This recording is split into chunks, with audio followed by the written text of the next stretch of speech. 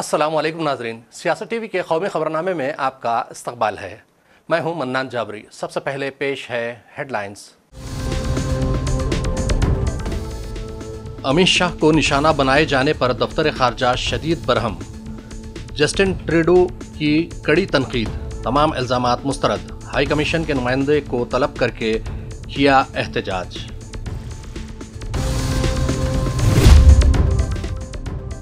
अक़वाम मुत्तहिदा के इदारों में इस्लाहात ज़रूरी। आलमी लेबर ऑर्गेनाइजेशन की जेनीवा कॉन्फ्रेंस में हिंदुस्तान ने फौरी इक़दामात पर दिया जोर।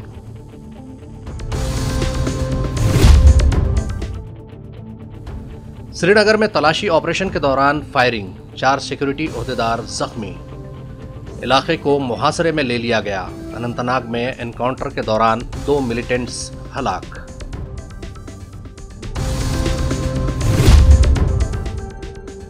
और जम्मू कश्मीर में मुसलसिल हमलों पर national Conference leader Farooq Abdullah को तशवीश। उमर अब्दुल्ला हुकूमत को कमजोर करने की साजिश का लगाया इल्जाम।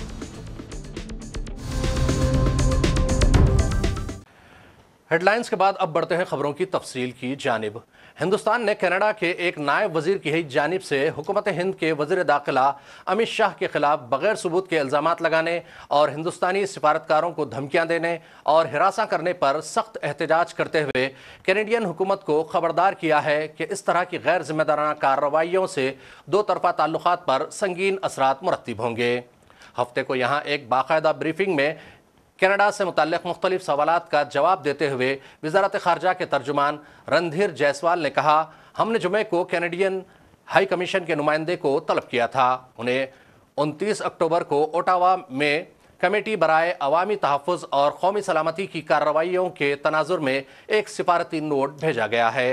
नोट में कहा गया कि हुकूमत हिंद कैनेडियन हुकूमत में नायब वजीर डेविड मॉरिसन की तरफ से कमेटी के सामने हिंदुस्तान के मरकजी वज़ीर दाखिला अमित शाह के बारे में मज़ाक़-ए-ख़ैज़ और बेबुनियाद हवालाजात की सख्ती से मुखालिफत करती है। रणधीर जायसवाल ने कहा कि दरहकीकत ये इंकशाफ सिर्फ इस नज़रिए की तस्दीक करता है जो हुकूमत हिंद तवील वक्त से मौजूदा कैनेडियन हुकूमत के सियासी एजेंडे और तर्ज अमल के बारे में रखती है कि आला सतही कैनेडियन अहलकार हिंदुस्तान को बदनाम करने और दूसरे ममालिक को मुतासिर करने की एक सोची समझी हिकमत अमली के तहत जानबूझकर बैनुल-अक़वामी मीडिया में बेबुनियाद एतराज़ लीक करते हैं। हमने कल कनाडा के उच्चायोग यानी दूतावास के प्रतिनिधि को समन किया था। 29 अक्टूबर 2024 को ओटावा में सार्वजनिक सुरक्षा और राष्ट्रीय सुरक्षा पर स्थायी समिति की कार्यवाही के संदर्भ में एक राजनयिक नोट उस प्रतिनिधि को सौंपा गया है। उस नोट में बताया गया कि भारत सरकार उप मंत्री डेविड मॉरिसन द्वारा समिति के समक्ष भारत के केंद्रीय गृह मंत्री के बारे में व्यक्त किए गए अनर्गल और निराधार संदर्भों को कड़े से कड़ा विरोध करती है। कनाडा के उच्च अधिकारी भारत को बदनाम करने और अन्य देशों को प्रभावित करने की एक सुविचारित रणनीति के तहत जानबूझकर अंतर्राष्ट्रीय मीडिया को निराधार आक्षेप लीक करते हैं। यह रहस्योद्घाटन उस दृष्टिकोण की ही पुष्टि करता है जो भारत सरकार लंबे समय से वर्तमान कनाडा सरकार के राजनीतिक एजेंडा और उसके व्यवहार के तौर तरीके के बारे में रखती रही है। इस तरह की गैर जिम्मेदाराना कार्रवाइयों से द्विपक्षीय संबंधों पर गंभीर परिणाम होंगे। Ishi, your question regarding certain celebration that you referred in the parliament. All along we have been making our point very clear about our views very clear about extremism and the culture of violence and anti-India activities in Canada. This is our core concern with the Canadian government, and we hope that they will take action against these activities. That is how we look at it. Hindustan ने बैनुल-अक़वामी labour organisation समेत अक़वाम मुत्तहिदा के तमाम इदारों में इस्लाहात पर जोर देते हुए कहा कि इससे आलमी सतह पर समाजी इंसाफ और पायदार व जामे तरक्की को फ़रोग़ देने का मुश्तरका विजन यकीनी होगा। मरकज़ी वज़ारत मेहनत और रोज़गार में सेक्रेटरी सुमिता डावरा ने इंटरनेशनल लेबर ऑर्गेनाइजेशन की 352वीं गवर्निंग बॉडी मीटिंग से खिताब करते हुए कहा कि बैनुल-अक़वामी लेबर ऑर्गेनाइजेशन और अक़वाम मुत्तहिदा के तमाम इदारों में हिंदुस्तान इस्लाहात की वसी पैमाने पर तायीद करता है। बैनुल-अक़वामी तंजीम की मीटिंग 28 अक्टूबर को शुरू हुई थी और 7 नवंबर तक स्विट्ज़रलैंड के शहर जेनीवा में जारी रहेगी। हिंदुस्तानी वफ़द की क़यादत सुमिता डावरा कर रही हैं। वज़ारत ने आज नई दिल्ली में कहा कि जमहूरियतकारी की तजवीज़ पर बहस में हिंदुस्तान ने बैनुल-अक़वामी लेबर ऑर्गेनाइजेशन की तारीफ़ की है और अक़वाम मुत्तहिदा के मुख्तलिफ इदारों में इस्लाहात पर जोर दिया है। हिंदुस्तान ने कहा कि एक जामे नुक्ते नज़र इस बात को यकीनी बनाएगा कि अक़वाम मुत्तहिदा के इदारे आलमी सतह पर समाजी इंसाफ और पायदार और जामे तरक्की को फ़रोग़ देने के मुश्तरका विजन को पूरा करने के लिए मज़ीद हम आहंगी से काम करें। हिंदुस्तान ने कहा कि आबादी और अफरादी क़ुव्वत को मद्देनज़र रखते हुए जोग्राफियाई तनव्वु बैनुल-अक़वामी लेबर ऑर्गेनाइजेशन के अंदर ज़्यादा मसावी और मुतवाज़िन जोग्राफियाई नुमाइंदगी के लिए रहनुमा उसूल होने चाहिए। वस्ती कश्मीर के ज़िले श्रीनगर के खानियार के खार मोहल्ले में सिक्योरिटी फोर्सेस और मिलिटेंट्स के दरमियान एनकाउंटर जारी है। हुक्काम ने बताया कि मिलिटेंट्स के छुपने के मुताल्लिक़ मुसद्दिक़ा इत्तला मिलने पर सिक्योरिटी फोर्सेस ने खानियार के खार मोहल्ले को मुहासरे में लेकर तलाशी ऑपरेशन शुरू कर दिया है। उन्होंने कहा कि गोलियों का तबादला जारी है। उनका कहना है कि एनकाउंटर के दौरान 4 सिक्योरिटी एहलकार ज़ख्मी हुए हैं। कश्मीर जोन पुलिस ने एक्स पर एक पोस्ट के जरिए जानकारी फराहम करते हुए कहा, ज़िले श्रीनगर के खानियार इलाके में मुहासरे और तलाशी ऑपरेशन के दौरान गोलियों का तबादला हुआ। उन्होंने कहा कि पुलिस और सिक्योरिटी फोर्सेस काम पर लगे हैं। काबिल ज़िक्र है कि ये श्रीनगर में गुज़िश्ता 2 बरसों में पहला एनकाउंटर है। श्रीनगर में आखिरी एनकाउंटर नौगाम इलाके में 20 सितंबर 2022 को हुआ था, जिसमें 2 मुकामी मिलिटेंट्स मारे गए थे। श्रीनगर में अब एनकाउंटर शदीद हो चुका है, जबकि एक इमारत में धमाके के बाद आग लग गई है। फायरिंग का शदीद तबादला हो रहा है और इलाके में खौफ व दहशत पाई जाती है। दूसरी जानिब ज़िले अनंतनाग में खौफनाक एनकाउंटर के दौरान 2 मिलिटेंट्स को मार गिराया गया।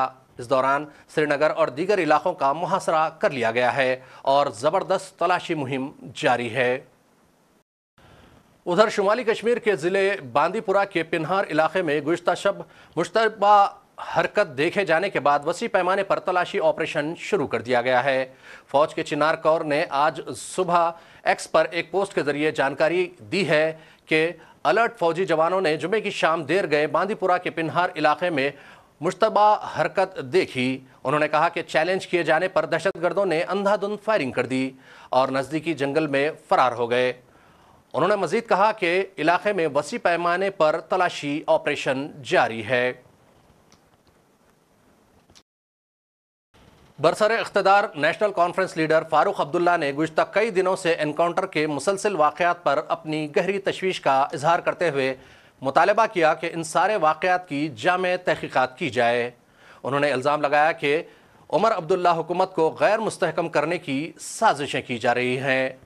करने की कोशिश कर रहे हैं, नहीं तो क्यों नहीं पहले हो रहा था, आज क्यों, क्या वजह है? इसकी इंडिपेंडेंट इंक्वायरी होनी चाहिए। हाँ, ये सब एक क्राइसिस पैदा करने की कोशिश कर रहे हैं। इस वक्त खानियार में भी अनफॉर्चुनेटली एनकाउंटर। हाँ, अगर वो पकड़े गए ना जो ये कर रहे हैं, पता लगेगा कौन कर रहा है। मारना नहीं चाहिए उनको पकड़ना चाहिए और पकड़ के उनसे पूछना चाहिए कि कौन उनके पीछे है। वही रास्ता है। खानियार एरिया शहर श्रीनगर का बीच वाला एरिया है। हाँ, ये सब देखिए, मुझे बताइए कौन लोग हैं जो ये कर सकते हैं और किस लिए कर सकते हैं? इन सालों में क्यों नहीं किया? मुझे इस पर तशवीश है। सब किस तरह का असर इससे पड़ सकता है? कोई असर नहीं पड़ेगा, परवाह मत कीजिए, ये इन चीज़ों से कामयाब नहीं होंगे।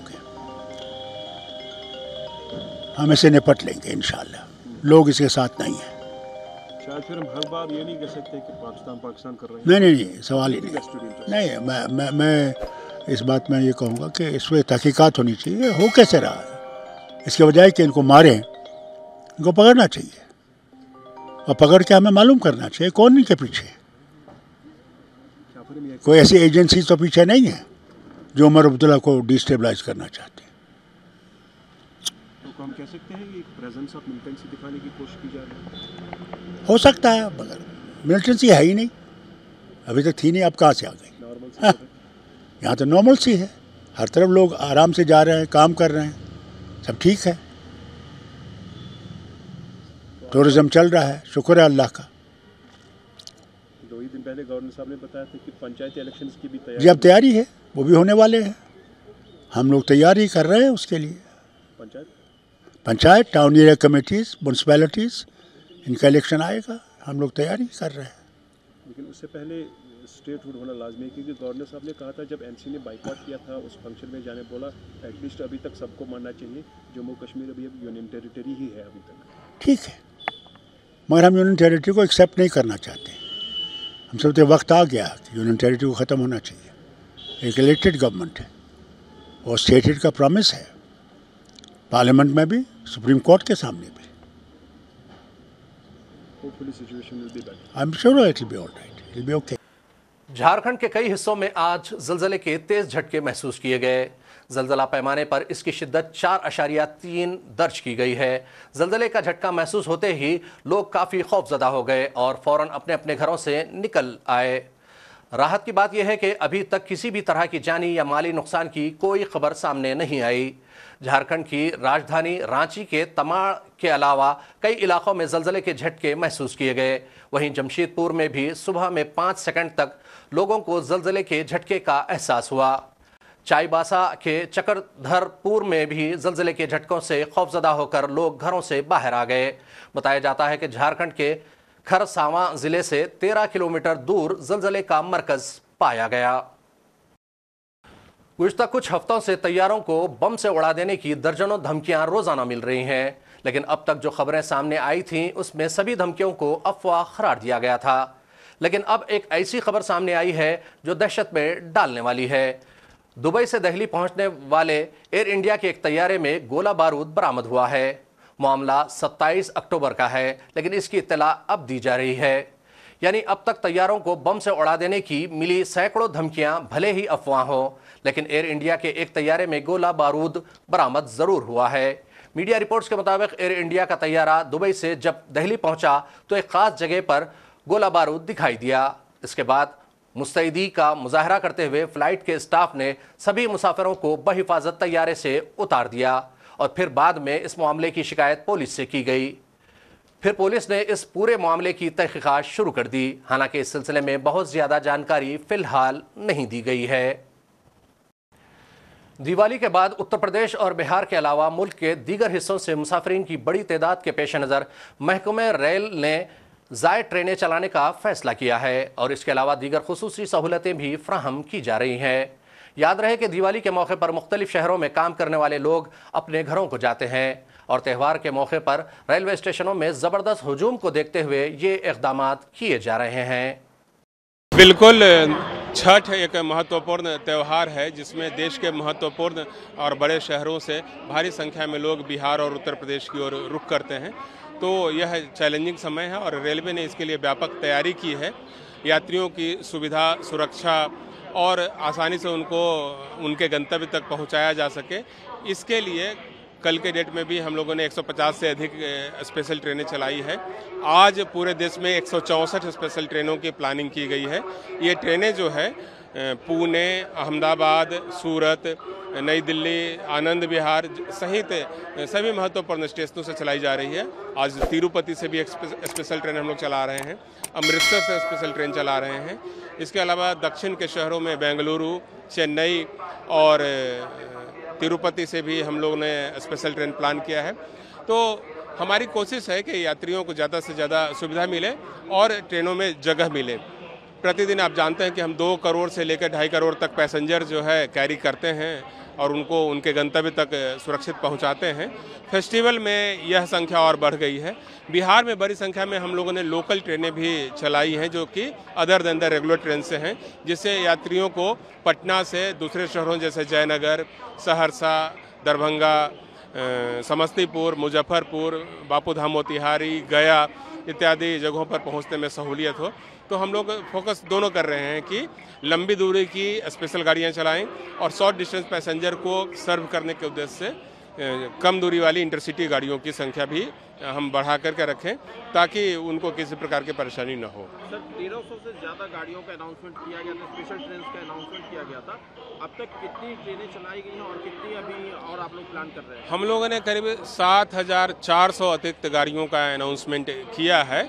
शुरू में हम लोगों ने 6000 गाड़ियों का अनाउंसमेंट किया था। जब डिमांड बढ़ा तो उसकी संख्या बढ़ा करके फिर 6500 की गई, फिर 7000 और अभी करीब 7400 गाड़ियाँ अनाउंस कर दी गई हैं।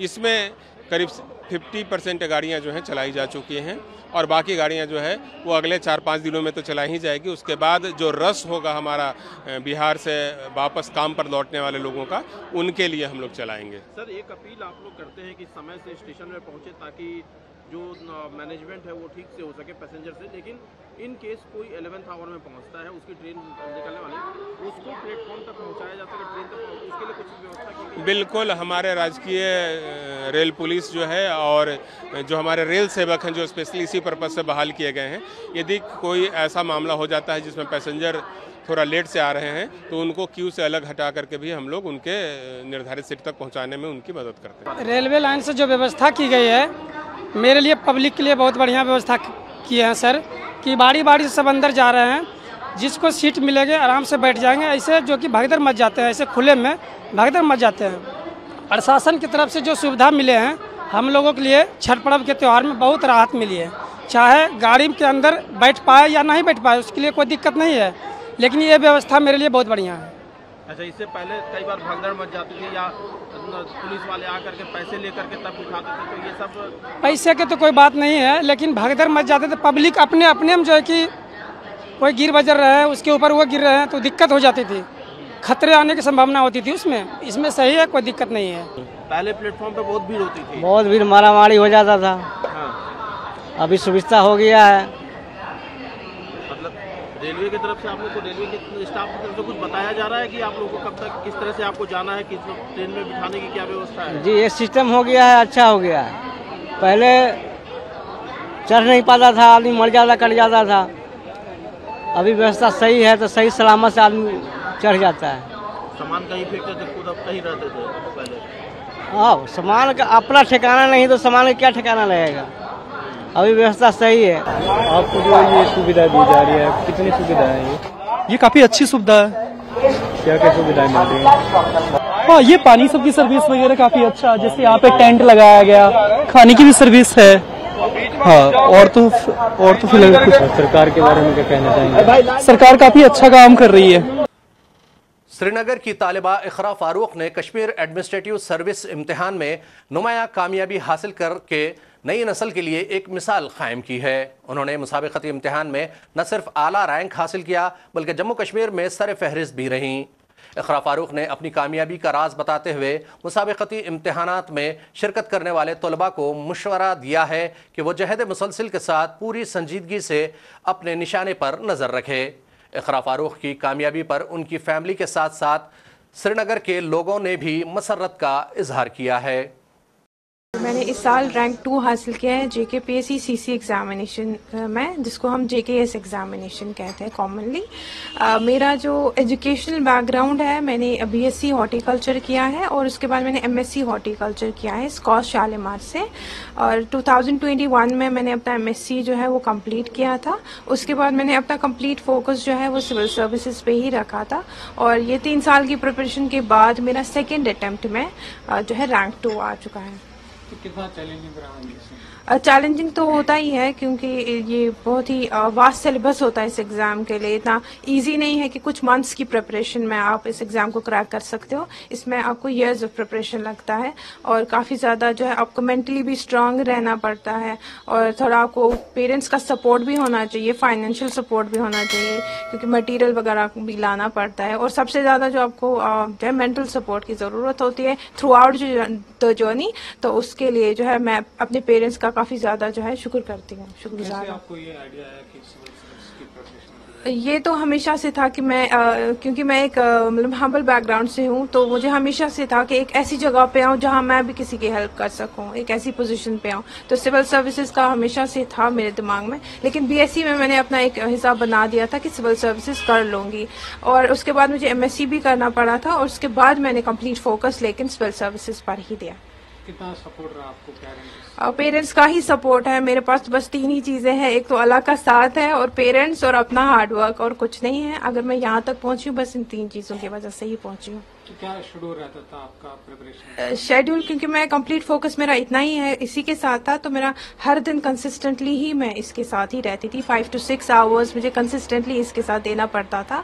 और रिविजन पे काफ़ी ज़्यादा फोकस मैंने रखा था। जो प्रीवियस ईयर क्वेश्चन पेपर्स होते हैं उन पर मैंने काफ़ी ज़्यादा फोकस किया हुआ था। और आंसर राइटिंग पे भी मैंने, क्योंकि मेरा इससे पहले भी एक अटेम्प्ट जा चुका है, उसमें मुझे लगा था कि मेंस में मुझे थोड़ा बहुत जो है और इम्प्रूव करने की ज़रूरत है।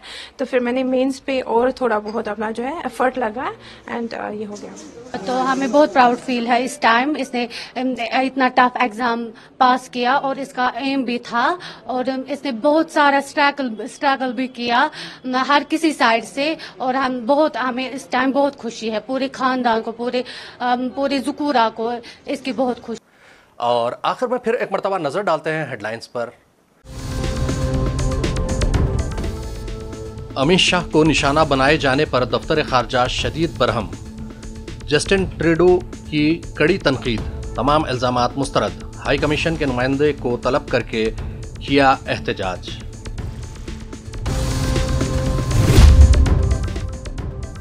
अक़वाम मुत्तहिदा के इदारों में इस्लाहात ज़रूरी। आलमी लेबर ऑर्गेनाइजेशन की जेनीवा कॉन्फ्रेंस में हिंदुस्तान ने फौरी इक़दामात पर दिया जोर।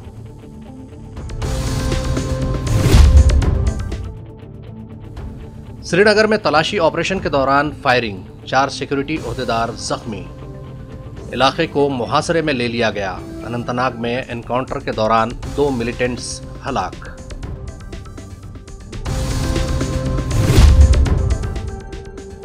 और जम्मू कश्मीर में मुसलसिल हमलों पर national Conference leader Farooq Abdullah को तशवीश। उमर अब्दुल्ला हुकूमत को कमजोर करने की साजिश का लगाया इल्जाम। खबरनामे का सिलसिला यहीं इख्तिताम को पहुंचता है। मन्नान जाबरी को सियासत टीवी की पूरी टीम के साथ दीजिए इजाजत और देखते रहिए सियासत टीवी। अल्लाह हाफिज।